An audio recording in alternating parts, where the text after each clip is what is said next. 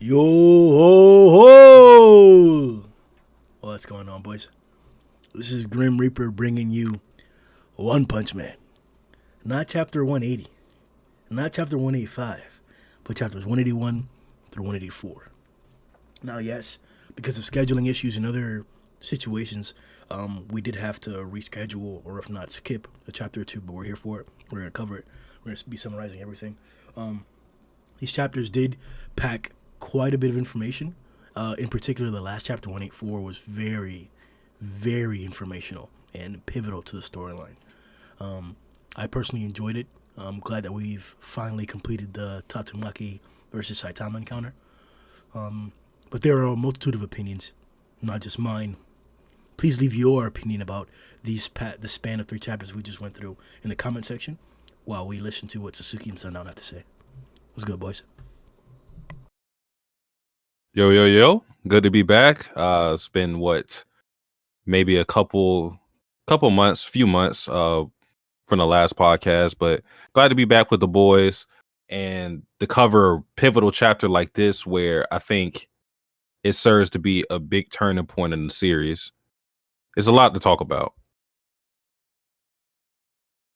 Yes, sir.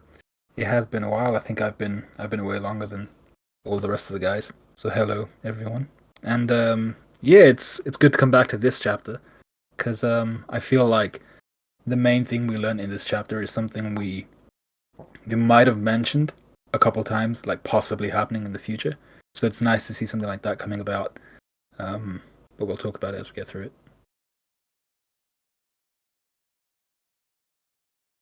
You on mute? Good save. Good save.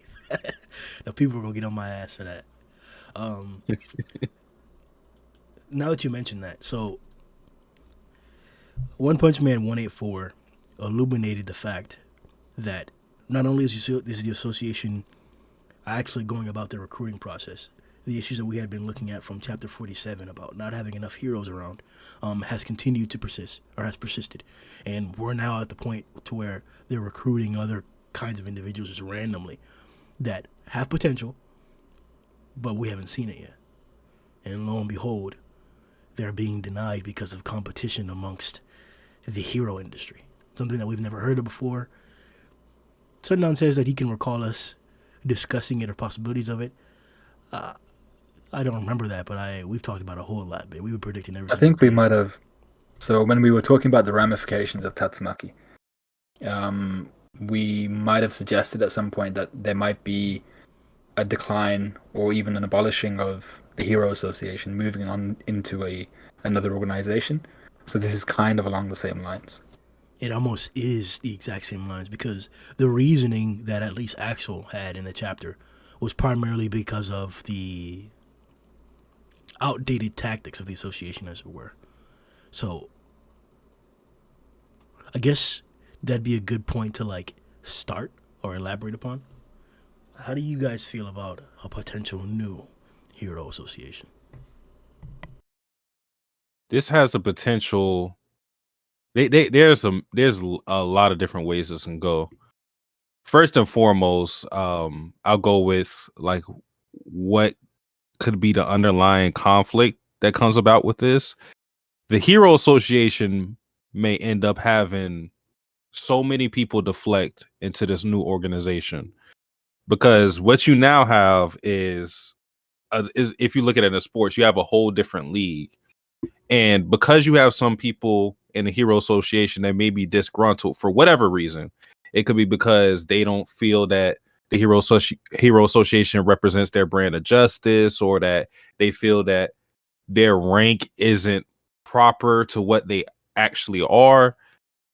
For that simple fact alone, there's going to be a lot of heroes that go to this new association from A class and below. The S class is a little more shaky, but there's 2 characters, and I won't name them yet, but there's 2 characters that look like they could potentially go over to this other side based on recent events.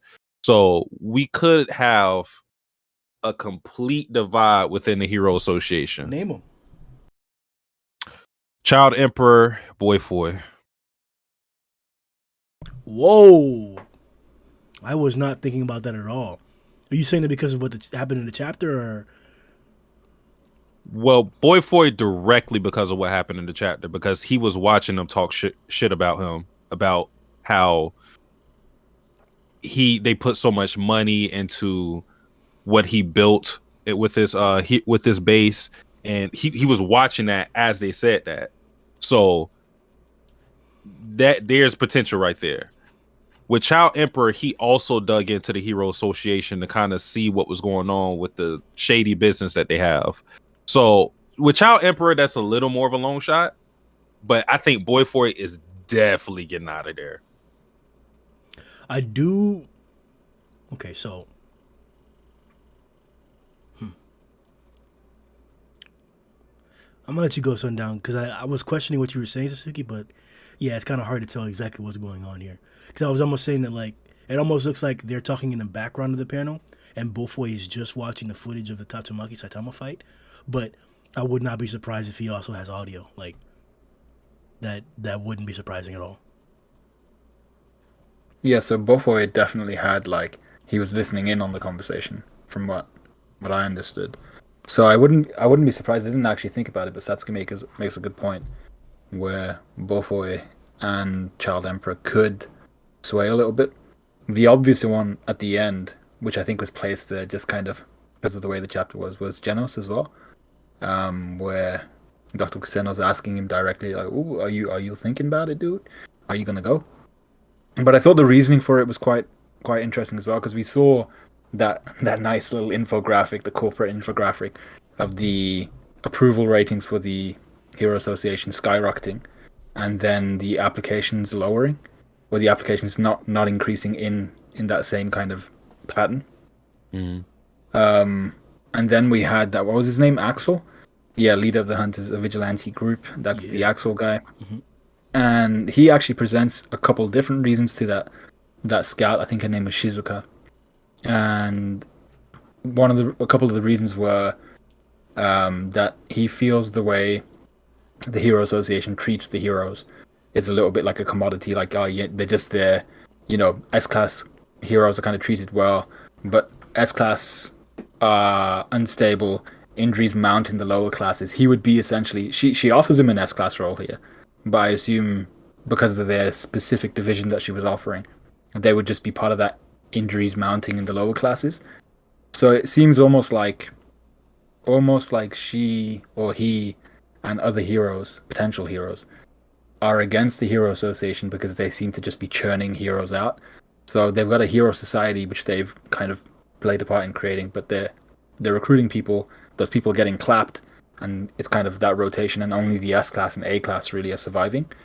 And then I think he had a couple other reasons. What was it? He was saying, so he didn't like the whole situation of the hero hunter. He's like, really, one guy?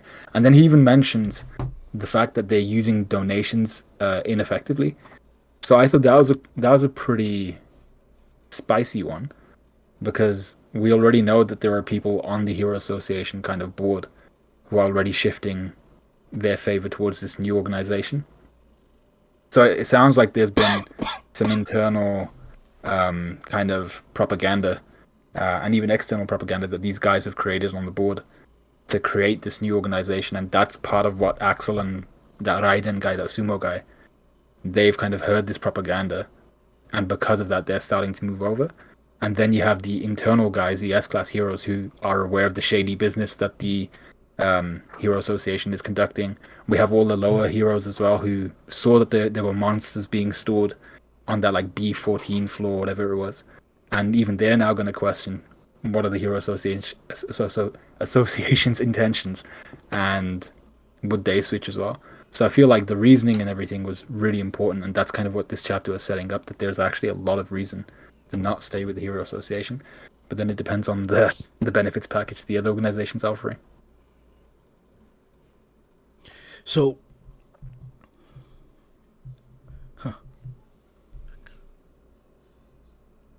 you remember those monstrous anomaly videos we used to do? Yep. We used to label the facilities that we were hiding them in B14 and like B and shit like that. We was out there predicting the whole time, bro. um, it's. I don't want to say it's happened too fast, because way back whenever that one insect monster attacked the executives, and Darkshine came in to save the day, we were talking about them being shady back then. We were talking about how they were misusing Metal Bat as a resource, as a bodyguard. We were talking about that way back then. Like, we've known about some of these things for quite a bit, but the strong perception has always been that the association is greatness, and subtly it was slid in there. So, is this like too sudden of a breakdown? Like, did we not, or have we not had a chance to actually appreciate the greatness of the association? Because I don't know if you guys remember or not, but we only got a portion of the heroes in the assault team. Only some of the heroes came to assault the Monster Association. It wasn't the entirety of them. We haven't seen Watchdog Man fight seriously at all. We haven't seen Pig God fight, or let loose, as it were, for real. Honestly, period. Like, his monster got dealt with by somebody else. Like, who else are we missing that hasn't really put on a full display? I guess Dryman doesn't count anymore. You could say Watchdog, man. Yeah. Is he the one, Watchdog Man and Bullfoy? Yeah, we didn't see Bullfoy. But Blast is really the only one, isn't it? Right? Well, in Blast, we got to see more of Blast. So it's now just Watchdog Man and Bullfoy. Unless I'm missing somebody.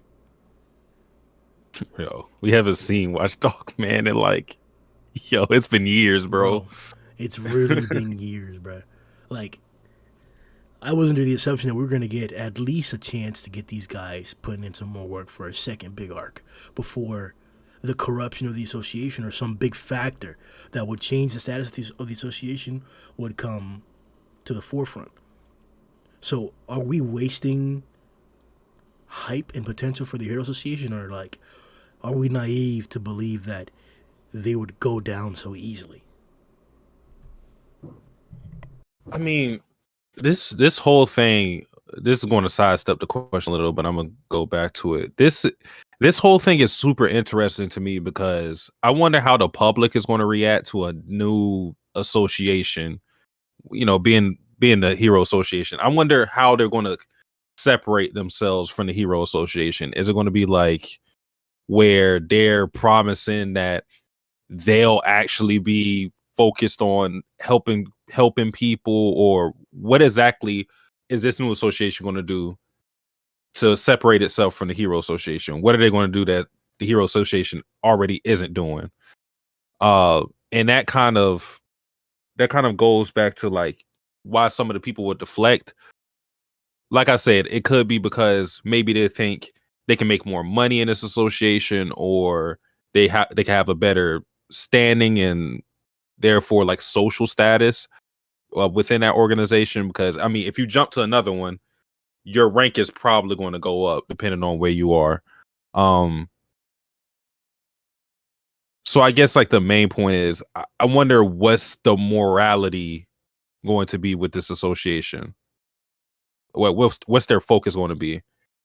Because it's crazy that we even have an organization that's monopolizing hero work.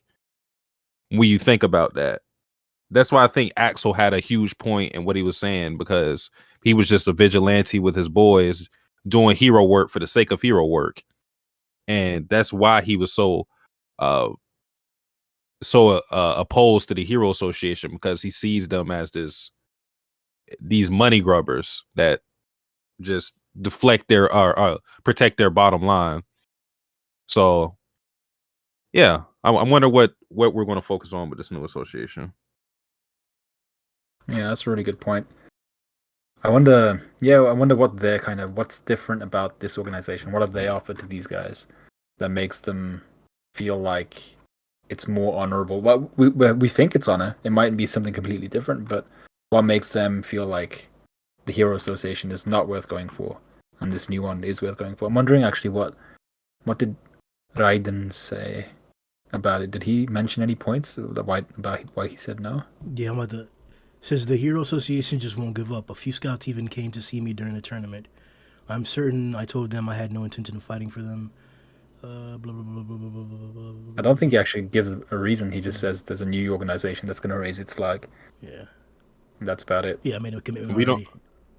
we don't know who this leader is supposed to be of this new association. Mm. The one Yeah, that so it'd be. go ahead. Go ahead. No, I was just gonna say it'd be really interesting to see what they offer. What's their kind of thing? Like, how are they the XFL to the NFL? What are they doing? That's the same comparison I made too. But answer the question. Y'all both y'all niggas avoided the question. Are we undermining the Hero Association? Like, is it naive to believe that our association, the Hero Association, the motherfuckers who get all this gua, who've been doing all the work, who've been proven, would be toppled, even though it's clearly a monopoly, as you're pointing out, that they would permit themselves to be toppled. Like that's what every single monopoly does. It tries to prevent itself from being removed. It tries to maintain its control, its status quo. So like, why?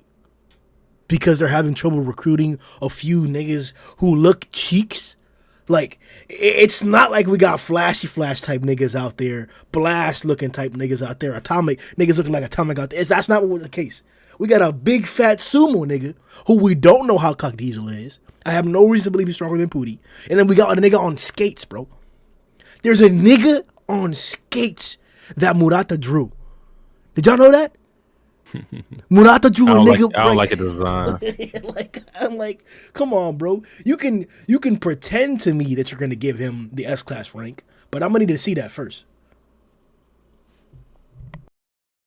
Well, I think first of all, it was sudden, but because I think this chapter was supposed to be a surprise or to the readers, like, whoa, like this is a crazy revelation.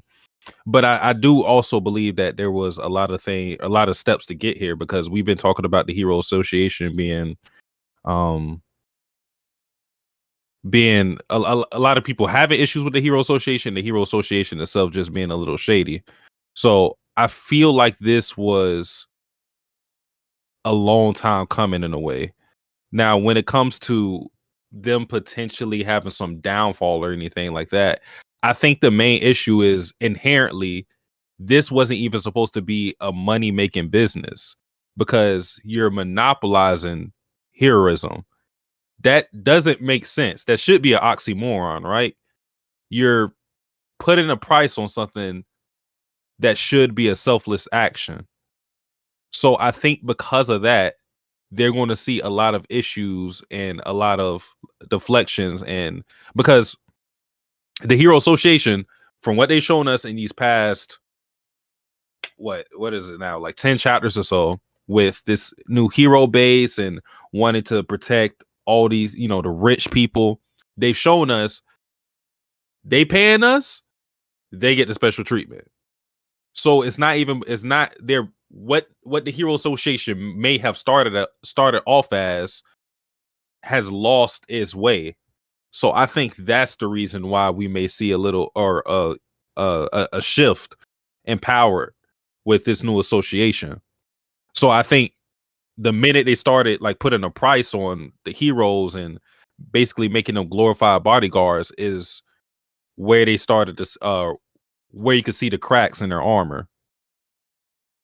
What's good, Keisha?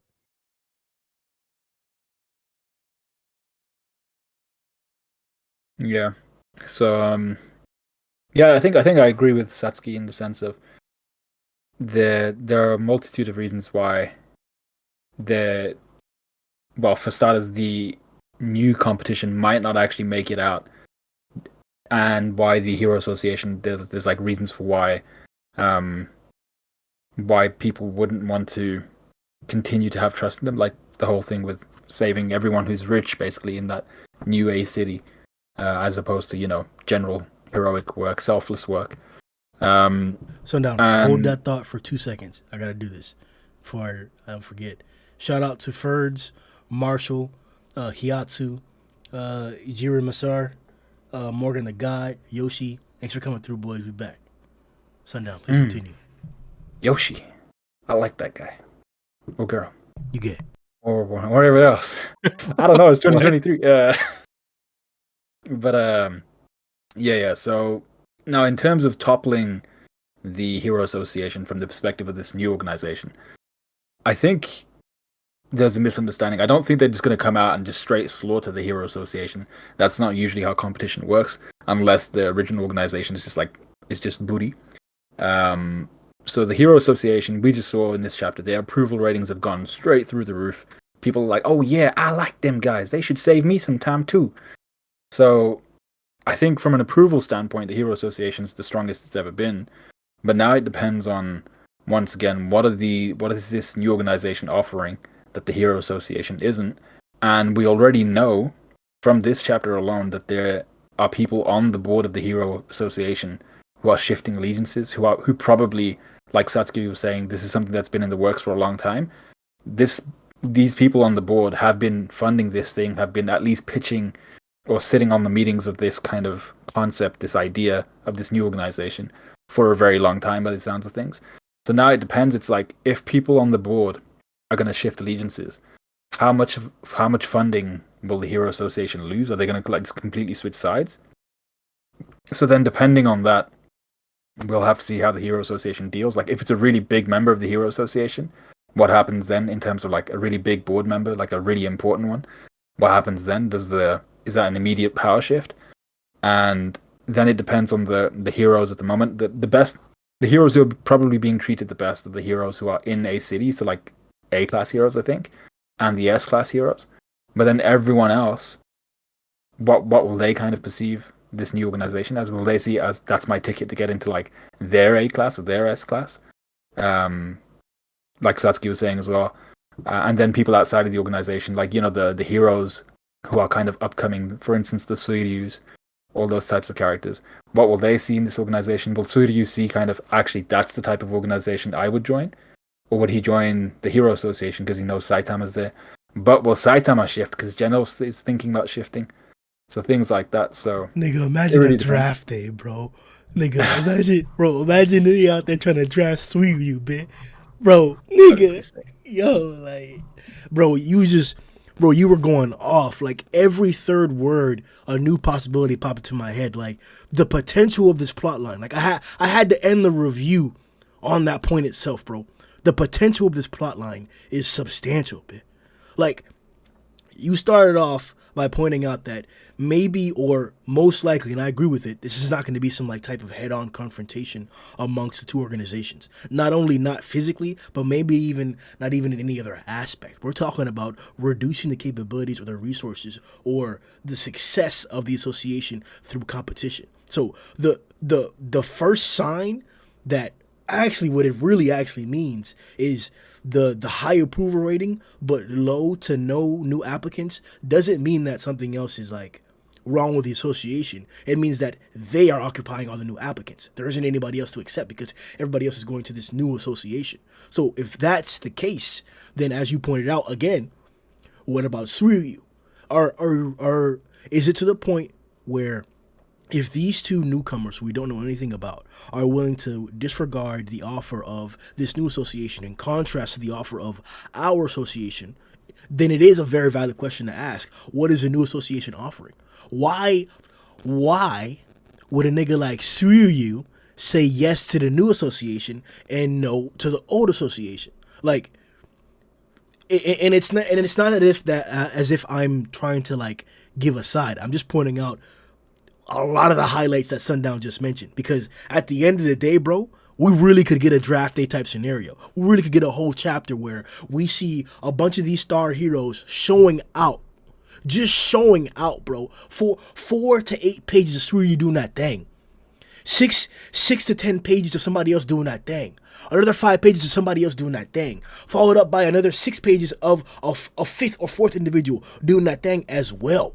And then we get to see consecutive panels of both of these organizations trying to sign them, just dropping offers, dropping guap, dropping benefits, dropping hoes, dropping islands, dropping territories. Anything that they could drop, they out there dropping it just to get these candidates, bro. Like, the godliness of that chapter, man. My God, would I read that bitch twice, same day, bitch. Same reaction, I read that whole chapter twice, bitch. You get a whole video of me reading the chapter twice, bitch. That's, nigga. And that's all assuming, of course, that this organization is clean. in the sense of how do we know this organization isn't going to peddle something like monsterification? Because the Hero Association we saw was already doing stuff. Nigga, Hey, Yo! it's a possibility, man. Nigga, is you out here talking about what if in order to be able to compete with niggas that got an association or a group that has niggas like Darkshine, niggas like Atomic, had niggas like Bang, has niggas like Blast, has niggas like Drive Night. In order to compete with them, you gotta give niggas monster cells. Matter of fact, you don't even gotta go to the cells. Let's say monster cells don't even work. What if you see them actually pushing narratives or proven science to monsterify niggas? What if we meet one of the first sources in the series as creating monsters? Like, nigga, what if these niggas get turned into nigga? I think maybe I think we'll definitely see the association, this new association, start snitching on the Hero Association. Like, yo, why they got Zombie Man over here? Y'all ever thought about that? That he look a little monsterish.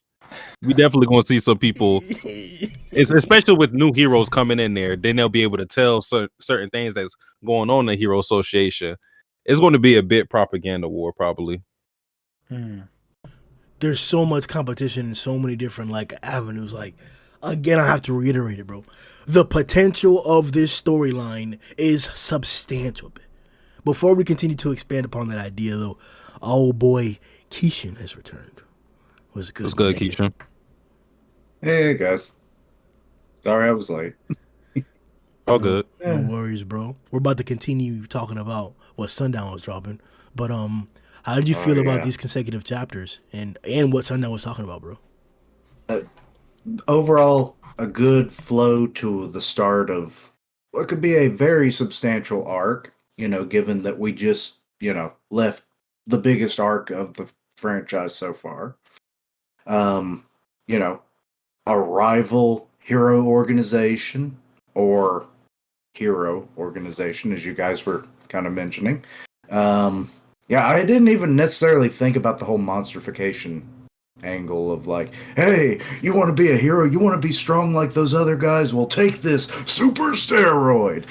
Side effects include monsterification, extra limbs, maybe an eye coming out your ass. Who knows? It's random. But you'll get stronger. Also, you might die. All right, but all right. So let's hop back on to what Sundown was reiterating, and everybody else give any detail you got to as we go along. So, Sundown, you emphasized, or in the beginning, we like kind of rolled away from like there being a physical confrontation. I kind of felt like that's what you were trying to focus away or take the focus away from. So if we were to look at that for a second, or at least for a bit, is there potential for these two organizations to physically clash? Like, we've really just been talking about like the diminishing of the Hero Association, the original group.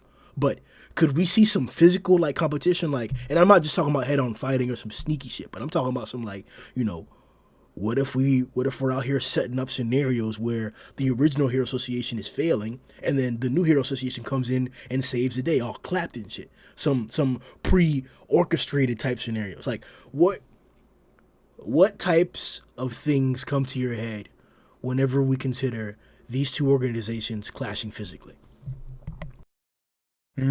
That's a good question. So, kind of what you said there, really, which is we know that the Hero Association has the public's approval already.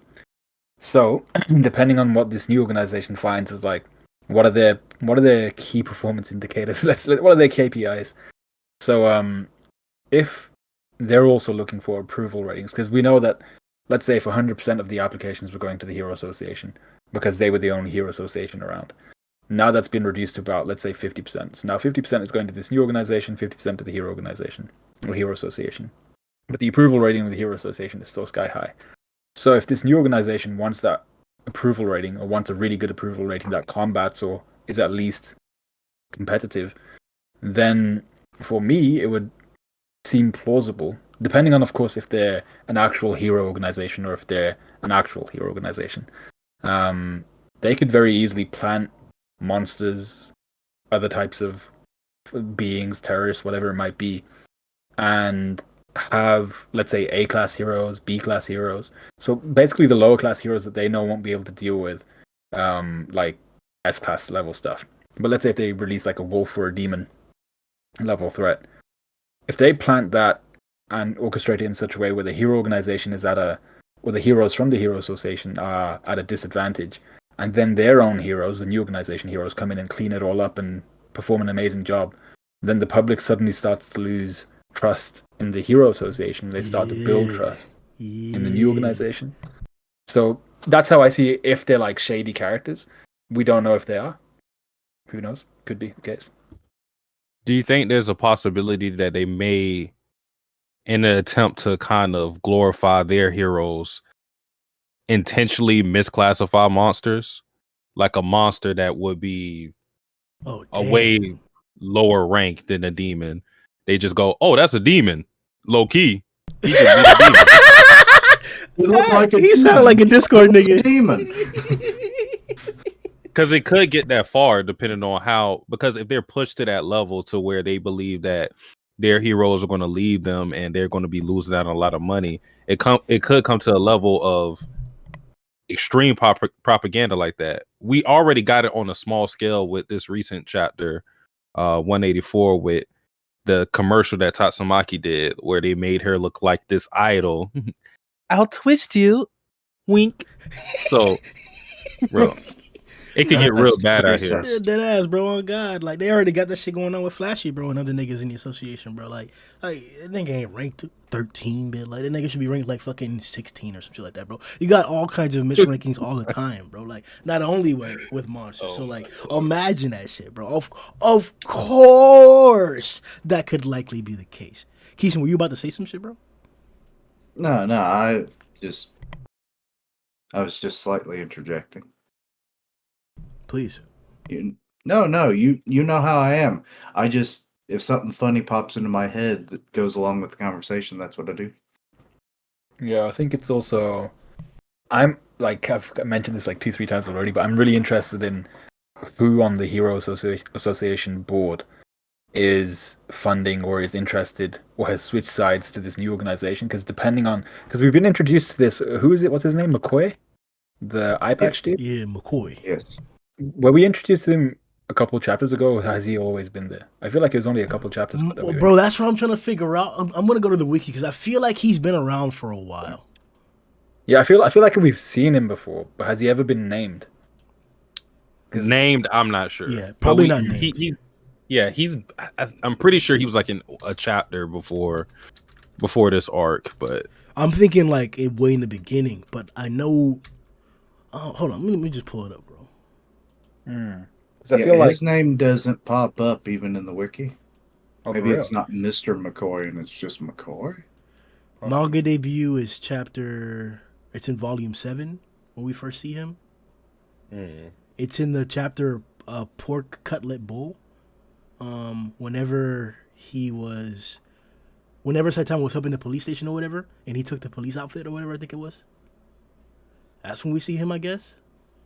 Can't remember the chapter. But basically, point being, chapter in volume 7.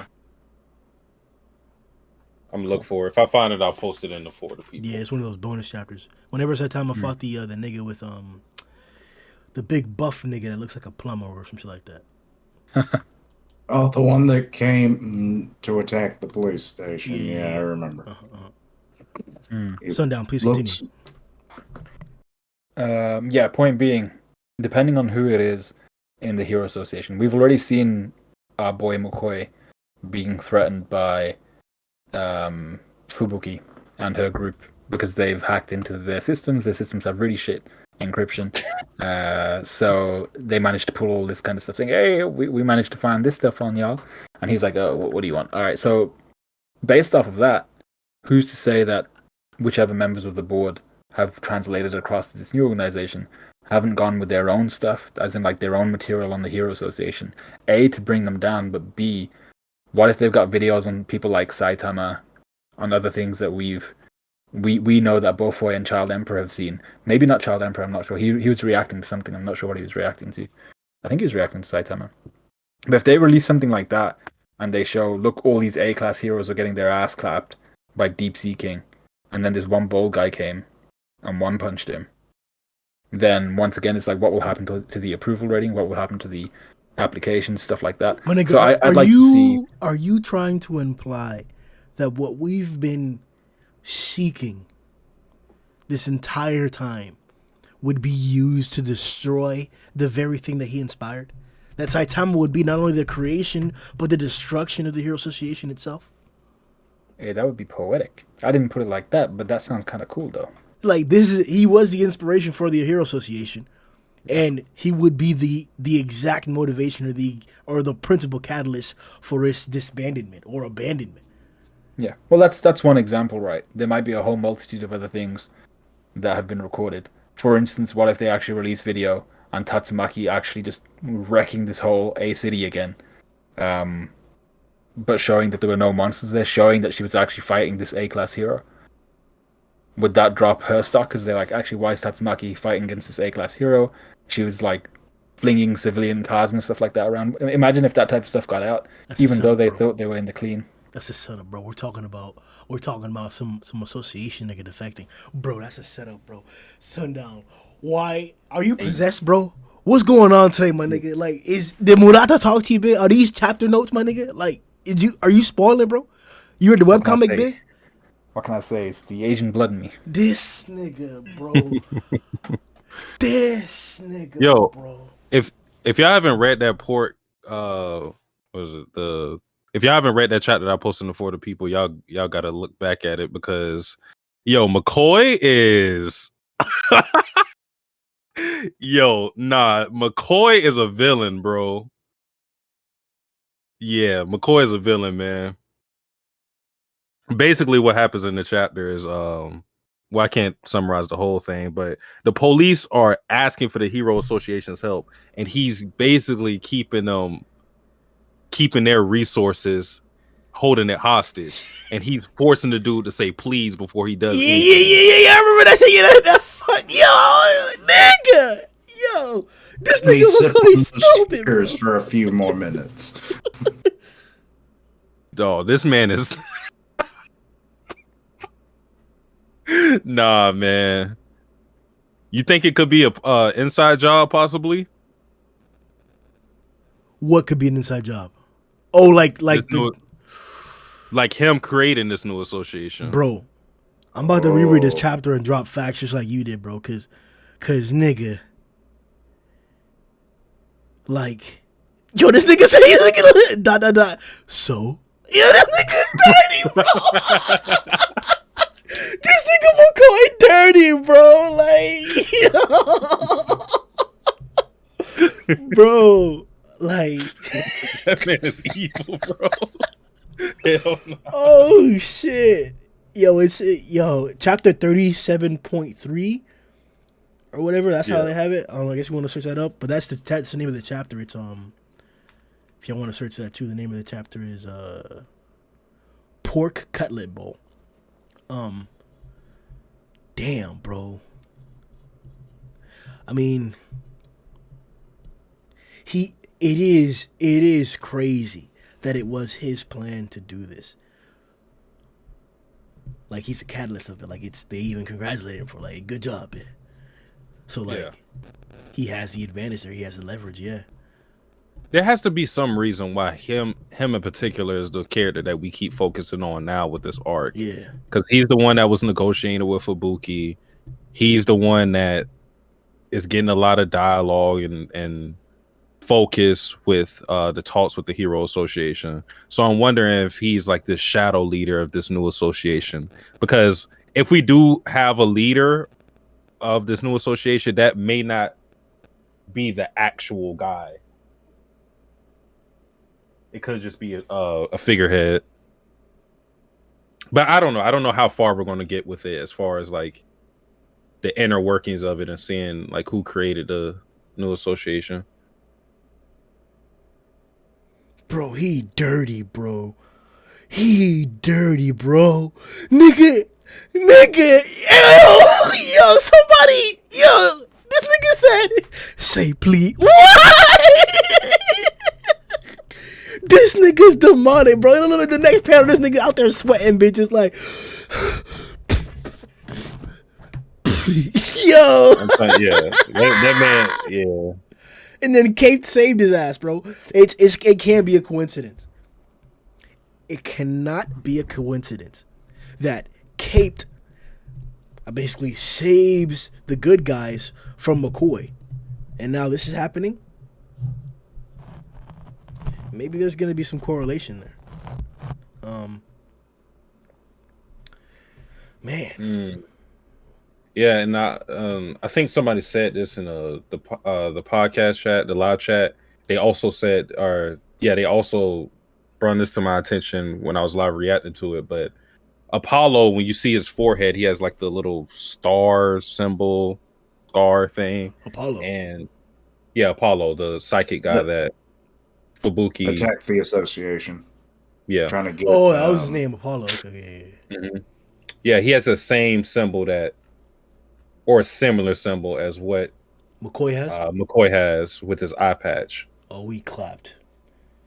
Them niggas. Oh, we clapped, bro. No, they. But they can't. Like, what would revealing? Obviously, we know the big implications that would hurt the association, but like, how would it hurt Tatsumaki? Like, wouldn't it? Like, we know what Tatsumaki can do. Like, there's nothing you can pretend about. Like, you can't really downplay her.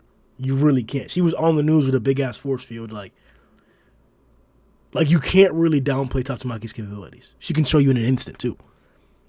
Wouldn't it just hype up Caped? Like, how could you really use that to degrade Tatsumaki herself?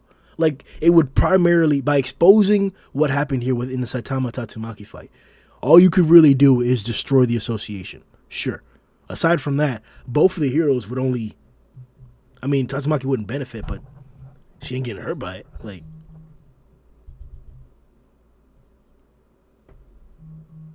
Well, I think just as easily as like they were building up her reputation, they can destroy it by just showing some of the destruction she can cause.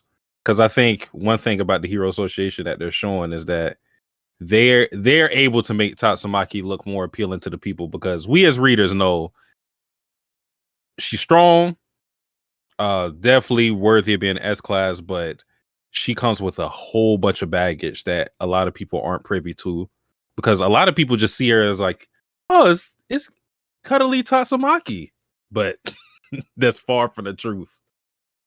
So right now they kind of, they're the ones that's protecting Tatsumaki in the public eye.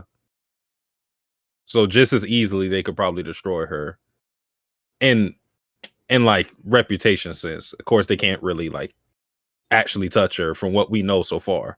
But they are, it seems, trying to get a new Tatsumaki.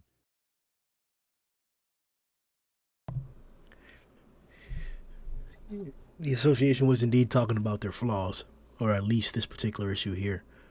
And it has been pointed out that other heroes are also unreliable, primarily Metal Knight. And it's not as if, like, I guess you can't necessarily call it not being reliable, because he's taking care of the biggest task there is. But you would want Blast around. So, yeah, when your strongest asset is poisoned, and then the rest of your assets are either insufficient for the biggest threats or unreliable, yeah, shit should change up. But it's still not as if these are not the strongest forces we have. Like, yes, Bang is to the side, but Atomic Samurai is still one of the strongest heroes in the series. Like, Child Emperor still proved himself to be that thing.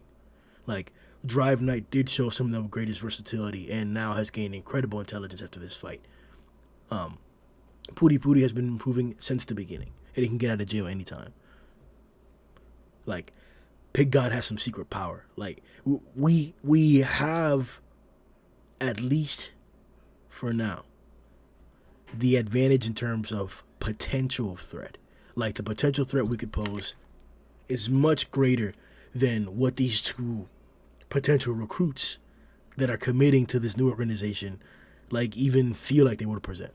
Like, as much as I talk shit, I don't think Flashy Flash would get one shot by Axel. It would be a tough fight. Like, it would be a tough fight. Like, so that's why I'm like, it's. I want to see more. I want to see more. Oh, you are the devil, man. What is wrong with you? Come on, man.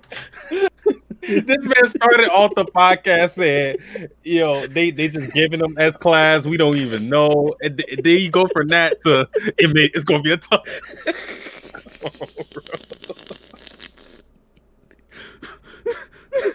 Yeah, the nigga's cheeks, bro. I'm telling you, bro. Oh my The nigga's cheeks and the other nigga got on skates. Like, come on. What's going on? Two clouds. They said McCoy was also in the extra chapter for volume 26. I'm looking that up right now. I think I found it. Yeah, he's been around for a while, I remember. He's one of Damn, she bad. Huh? Who, Tatsumaki? Yeah.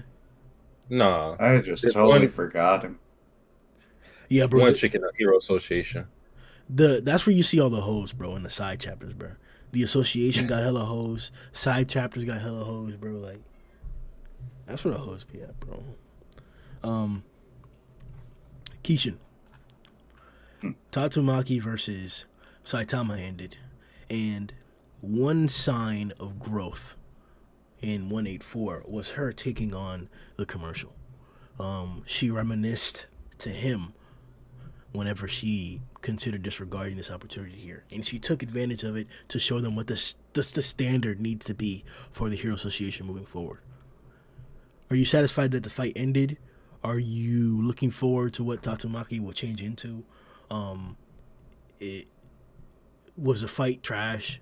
Is Tatsumaki cute still? Is she in love with Saitama? How do you feel? And that last one, yeah. Someone commented on the chapter when she kind of like blushed when he grabbed her to jump out of the way and everything. Yeah, there might be something there because, I mean, she's putting up the tsundere, personality, especially with him. But I think she like realizes it's like, yeah, this guy's way more than I ever originally gave him credit for, and is way more powerful than just about anyone around. So it's like, he's perfect breeding stock for the next generation. You might think like that. You never know. But yeah, there might be something there. The fight was not disappointing. It was about what you could expect because, Saitama isn't going to, full force fight a hero.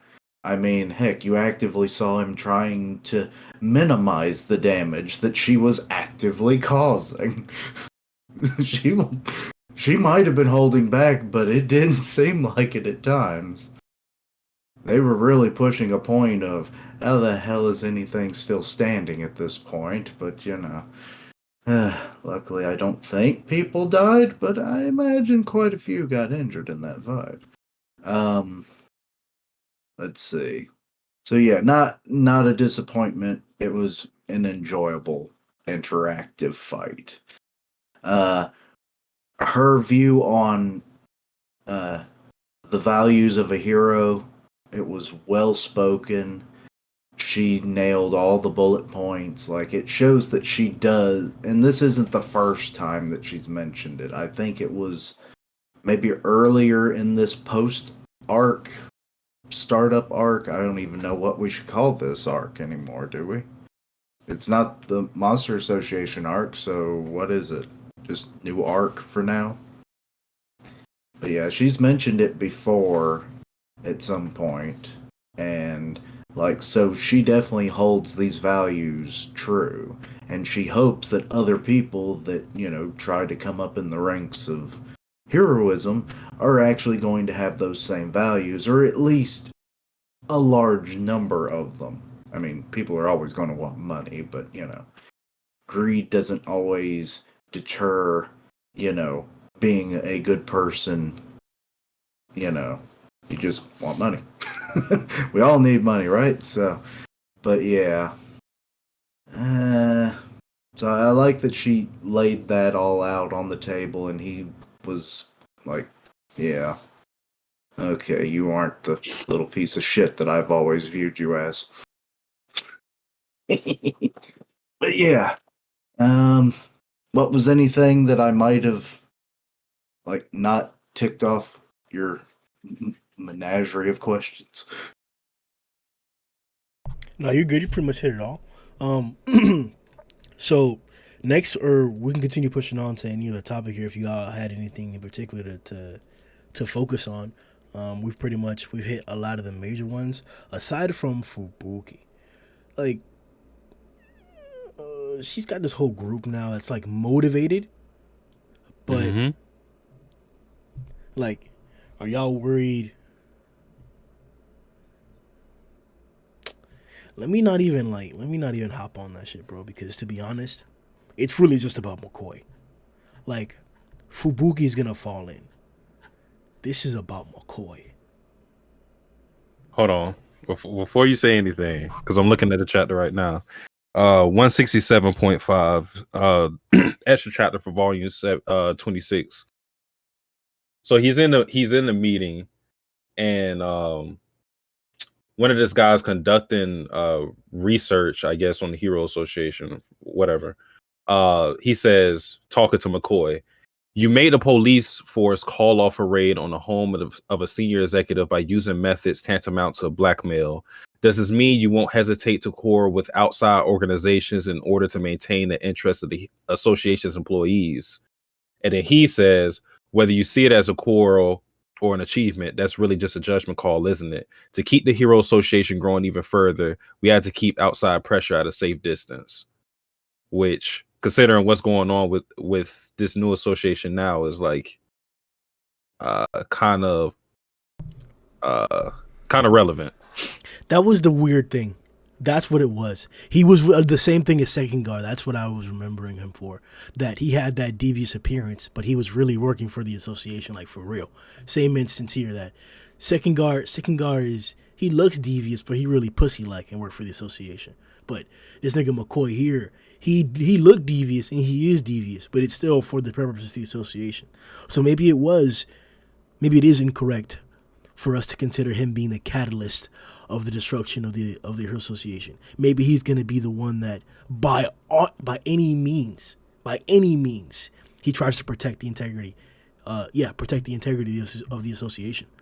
I mean, is it fair to switch up like that, or to like consider both sides based on what you just read, Suki, or like you still think? I think you can look at it in both ways, that he's going to be the main guy to take out this organization, or he could be the one that's actually behind it all. But here's the thing: if he is behind this all, that doesn't necessarily mean that he wants this organization to prosper. He could already have a plan for them to fail and for the Hero Association to be viewed as this ultimate power. Maybe he's doing this kind of to countermeasure people like Axel, who he thought were going to do their own thing and be vigilantes. Maybe he's trying to put everybody under this umbrella and then eventually crush them so that everybody falls under line with the Hero Association. Who knows? We don't know the big master plan of all of this, but for sure, that cuz is shady. That man is shady, bro. He is smiling. He is smirking every panel. That man is shady. He's on some Donzo shit. That's the way I look at him. Low key, bro, or high key. Matter of fact, bro, high key, bro. What is the association's HQ sounded like a strange hacking? The whole thing was nothing but Child Emperor also knows about the Saitama versus Tatsumaki fight. How now? Remember, this is the nigga who was hyping up King for having the ultimate what was it? The ultimate Hellfire wave motion burst cannon or Close enough. yeah, you know what it was, bro. Yeah. The ultimate Hellfire motion wave burst cannon. Something like that. Some crazy cog D, bro. Some shit, bro. That thing, my nigga, like, oh, I wanted it to be true so bad, bro. So I was as hype as Child was, bro. Like Child was like, King about to fuck the earth. Be careful, bit. Why did I say F? But y'all know what it was, bro. So at the end of the chapter, Child Emperor is like, in verbatim, I'm reading this. The whole thing's nothing but frauds, nothing but fraud and cover-ups. Does he know that Saitama is that thing? That Caped is him? Or is he somehow gonna like underestimate this some way or some fashion? Like Flashy doesn't know how strong Saitama is for real. He knows he's stronger than him, but he doesn't know how strong Saitama really is. So, what should we expect from Child?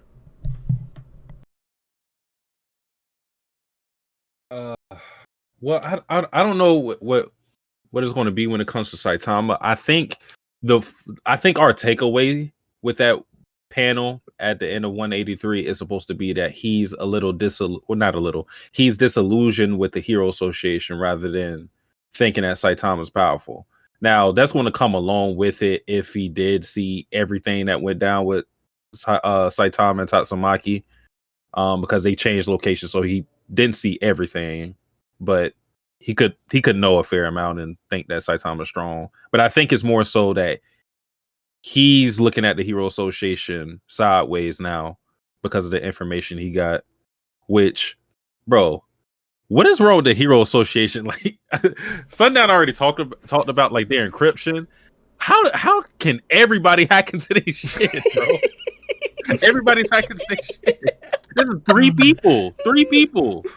Well, who was it? It was Child, Boy, Child, Emperor, and apparently Fubuki's group. Fubuki's group? Like what? That's crazy.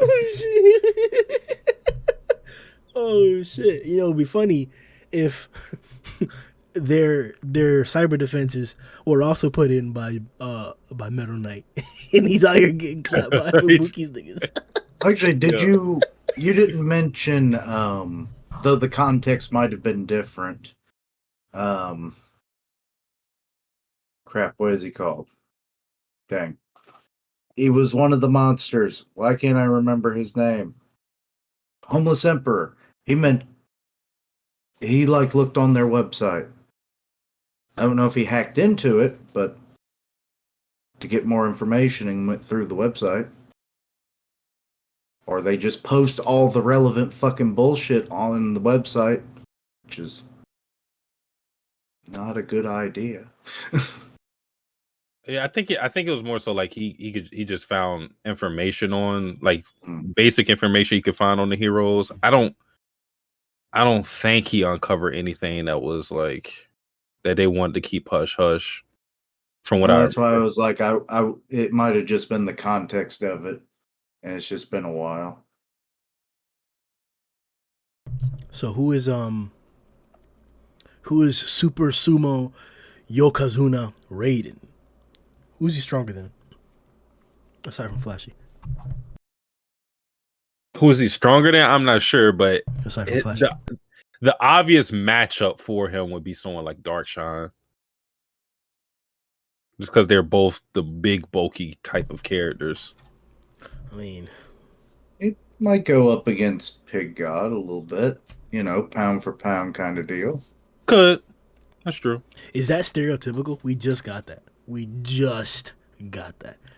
of fact, one of the only mismatches we really got was Atomic and Black Sperm.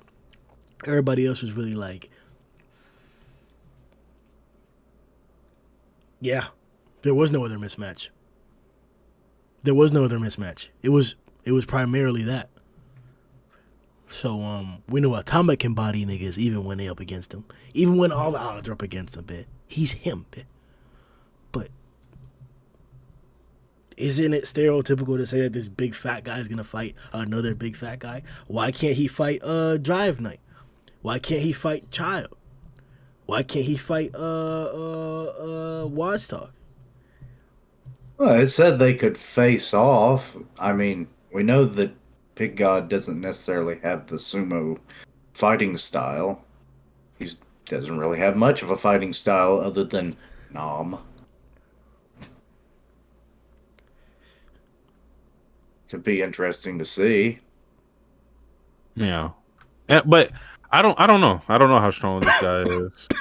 It's funny. I forgot who brought this up to me. It may have been Muppet or somebody, but they mentioned how like he's like this S-class level person, but he's still fighting in normal competition. So just imagine an S-class person just beating up civilians in sumo competitions. Hey, bro, that's some shady business going on, dirty, man. Bro. They already dirty. Starting off with it too, bro. And this nigga Axe was a vigilante, bit like nigga stop doing that illegal shit, bro. Like they're already gaining evil niggas. Of course we should assume or allude to strong theories that these niggas would be evil. Yeah, bitch. Yeah. What you want me to say?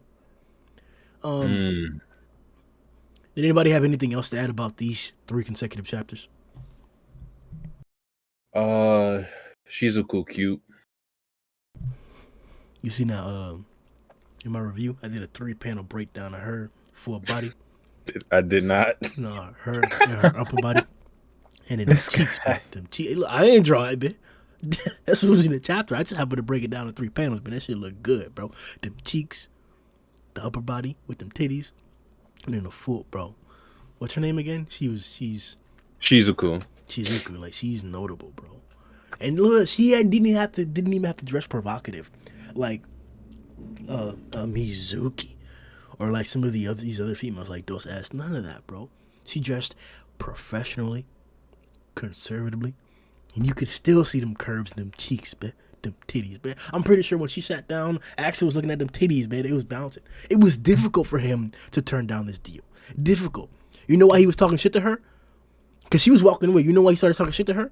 So he can get another look at them titties, man. He was like, hey, let me talk some shit so he'll turn around again. That's what really happened, bro. So on behalf of the podcast, I'm sorry I brought that up. I didn't know the tangent was gonna be that crazy. I should have known. The last thing, yeah. I mean, but we've got better, bro. We used to have like entire segments based on a crazy headcanon that would last 10 minutes of Grimm going on the screed about, I don't know, somebody ended up being covered in semen or something. There was a time with black sperm and bedrooms and people being in the It was insane. Those were darker times. I don't recall. Medieval One Punch Man podcast. But the thing I wanted to bring up though, Tatsumaki said something after she seen the commercial that they fabricated, and she questioned like what type of heroes they would bring in with that. And I actually think that's a good question, because if you're already super strong, you can't tell me you sat your big ass up there, saw the Tatsumaki commercial, and then that's what made you go, let me join a hero association. No, you're right. No, that couldn't be me. That's crazy. It couldn't be me. You gotta have some army type commercial out there where moving up, bro. Matter of fact, you're gonna have to record the Deep Sea Key fight, bro. You're gonna have to, bro. That's the only thing that would make me want to join the association. If I saw nigga, that's why I watch One Punch, bitch. Nigga, Movement Rider is the reason why millions of niggas saw One Punch Man, bro. Because of the whole deep sea scenario, bro. That should be a whole event, bro. Oh, what they do to shit like that, bro? Make them holidays and shit like that, bro. This event happened, so now we're gonna celebrate it forever, bro. When Moomin came through, bitch. When Moomin came through in the deep sea fight, bitch. That's a holiday, bro. That's a holiday. Like you would need that photographed, videographed, choreographed. Like you would need that caliber of advertisement to get me to join niggas that's fighting monsters, bro. Bro, you know how much I be like fucking afraid at night, man? Cause niggas, that's some shit in the dark, nigga. And it's just in my head, bro, like all the time, bro. You want me to fight that shit, nigga? Stop! No, bruh. No, bruh. Hey, you telling the people that watch the podcast too much. They know too much about you now. I'm just saying, bro. You would need a powerful, practical advertisement to get average niggas, regular niggas to join the association. And that kawaii commercial that we saw from Tati is not it. It's not it, man. I just can't imagine somebody that strong being like, they see the Tatsu like, all right, let me get my costume. Like, what? Yeah, that's actually a really good point. That's a really good point. Because it's going to be like weak heroes that aren't going to be worth a damn that end up joining because of that commercial. Like, I don't know. Yeah, it's going to be like a whole bunch of cosplayers just running to the Hero Association. We may need to make a hero commercial, bro. We may need to do it, bro. What, this podcast? Got to do it like that Everest commercial. You're sitting at home, eating your meat off. You ain't doing anything else. Join the Hero Association. It's that simple.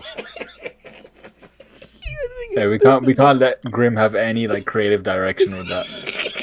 There's gonna be too many jokes about clocks and numbers on clocks. Oh, it'd be a casting couch.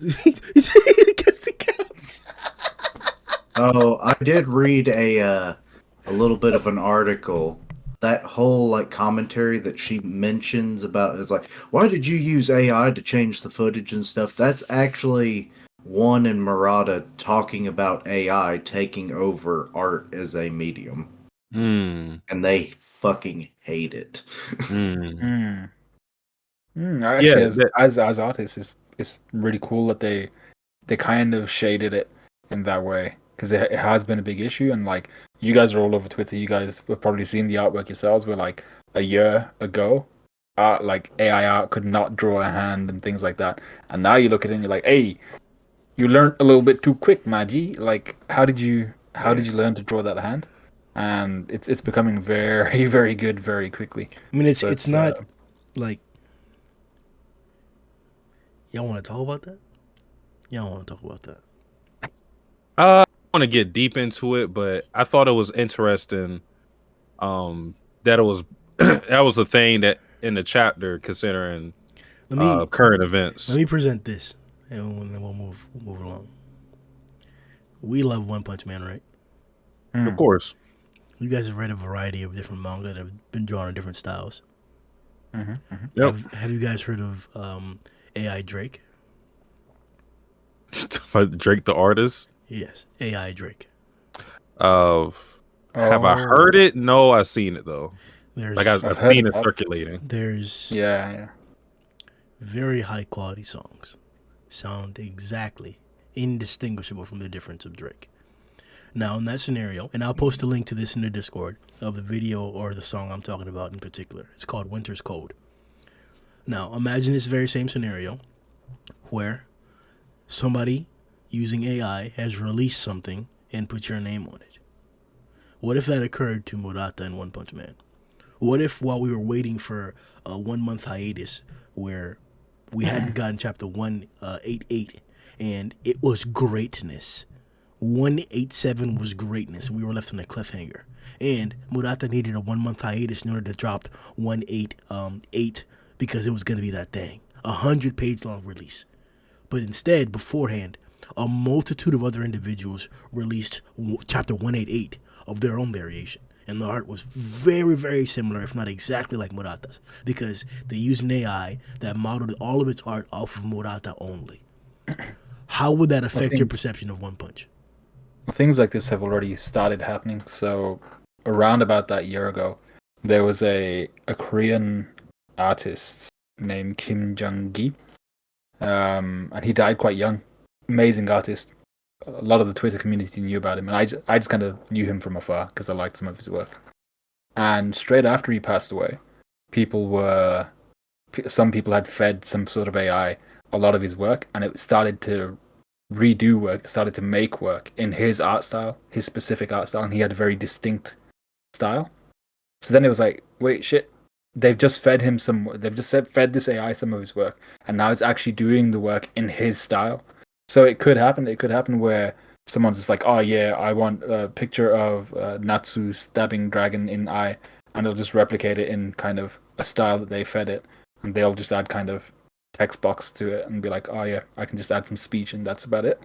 So it really takes away from the skill of the craft. But yeah, it's a problem which probably will come up.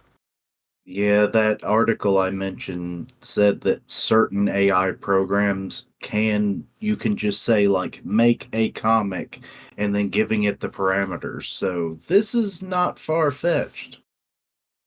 I mean, we already have deep fakes of people. So, Yeah. like, it can already take human form and replicate it to do and say as it pleases. So, an image on a black and white page, yeah, that shouldn't be too hard to do. No, for without a doubt, it's within the technology that we have now, or within the short grasp of the software that we'll upgrade to within the next 10 years. That's for sure going to be a thing. I'm just saying that, like, change isn't always bad, but it won't necessarily be good. I definitely feel like it would be diminished if there were a bunch of copycats of One Punch Man. It would make me look for the official source a lot more so. It would also make me very curious for all the other instances out there, but it would also give me inspiration, right? Because just as much as you're pointing out, it takes away from the craft. It also allows the layman to craft as well. Like, now I can put my ideas to actual physical paper, when before it was only isolated to an individual who had the skill or had the dedication, capability, or crafted skill to put it on paper. So there's always going to be multiple sides to it, and I think it's important that we talk about what you would be losing or what we're risking by having this come about. Like, yeah, like niggas could not only copy but alter Murata's shit. Like what happens when you sign to Shueisha or one of these big companies, distributor companies, that they're releasing the manga, so they technically own the manga. Like, they technically own, for example, One Piece. And let's say that, God forbid, this individual were to die. And now, in this new contract that they signed to give him billions more dollars than what he would actually produce, and he dies, now they're able to produce One Piece after he's dead. Like, just like Sundown was pointing out about this other guy. Officially, this company Shueisha is releasing One Piece indefinitely. How does that go about morally? Like, yeah, I think that's why I'll just speak for myself. Like, when it comes to a lot of this technology that's been advancing, and with AI being more of a thing that people try out in a lot of different avenues. Talked about the deep face, we talked about the songs, and it's hard to vocalize what a soul would be in these type of artworks, because it's not something I could just like. It's different for everybody, right? But I feel like you just had to stand on some type of principle, in that if I did see something where One Punch Man was AI generated by some random guy, I'm not going to that, for the pure fact that it ain't Murata doing it. It's that simple. Now, I understand what Grimm was saying, though, with average people being able to create things that they may not be able to draw by hand. And it's kind of, if you think about it, it's kind of like what the music industry does with instruments, with producers.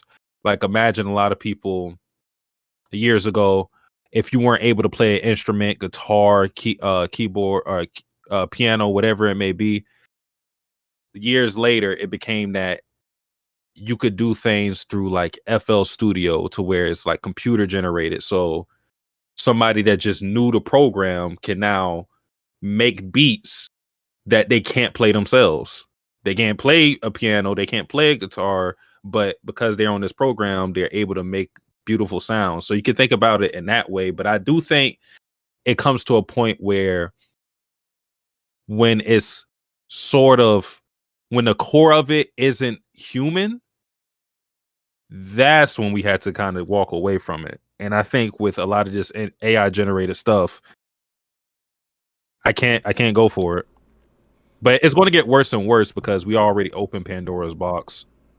Or better and better, Depending on who you ask.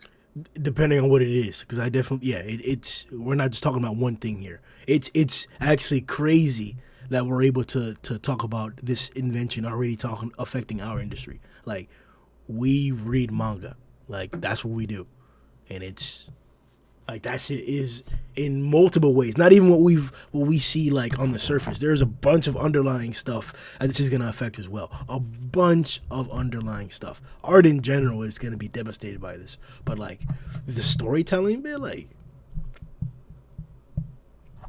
But aside from that, like the video, boys. Thank y'all for coming through. Y'all, we back on that shit. Or at least out of this arc. So you don't have to worry about anything else.